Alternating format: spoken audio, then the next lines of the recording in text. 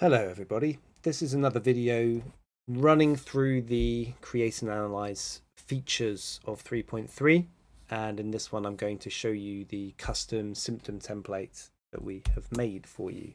So Control N will open a new patient. I'll go straight to the consultation window, and you click this icon here to open the editor, to open an existing template.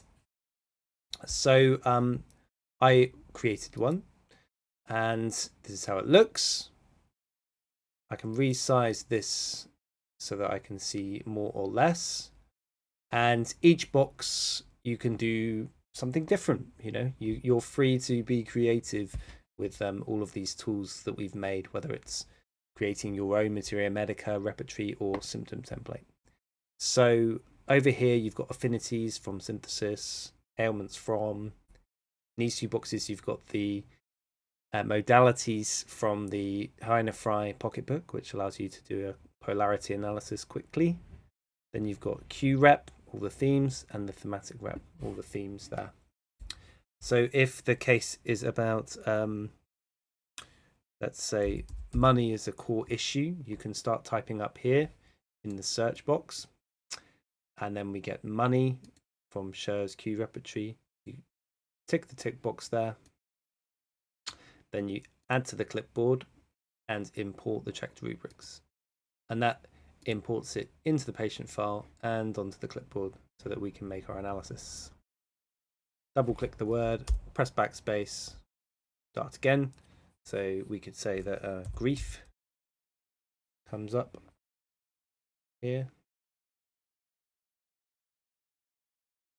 Okay, so you do the same process. You can see how it's easier when you're working with a patient and you want to input some rubrics whilst they're with you, that it's a lot faster if you've created your own template that corresponds with your way of working now.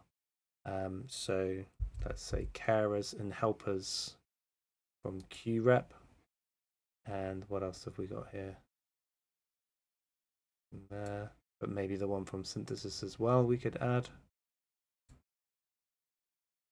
Oh, I didn't do the checkbox there. So try that again. Okay. And we'll say that vision is affected. Let's say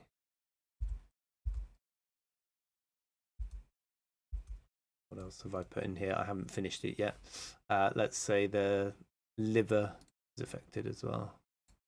Okay, and just as an example, we can then click the disk icon to save the changes, click the clipboard, and close the template.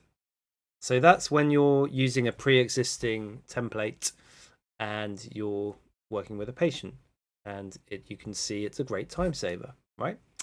The other way to do it is to open a repertory that you would like to make a template from.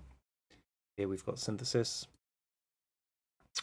And this, you can access the editor another way. So from here, click on View, Symptom Template, create a new one. That will open over here. Now I'll just resize that a bit this way. And what I want to do is search for children in synthesis.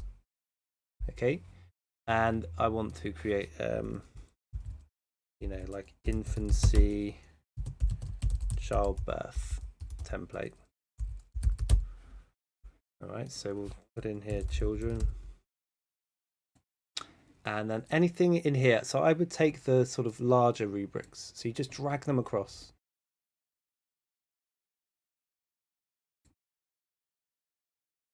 I'm just scanning for the larger rubrics, which will be more useful in a repertorisation.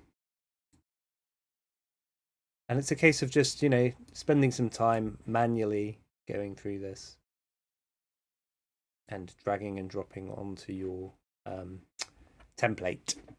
So it can take a while to start with, but you could do it in an otherwise idle moment, and then the work will all be worthwhile when you come to time-saving aspects of working on a case with your templates made. So then I could just, carry on with that. I could do things here for, pregnancy, delivery. So let's put in delivery here, and also delivery there. And again, looking at the slightly larger rubrics so that you're not spending too long on each section.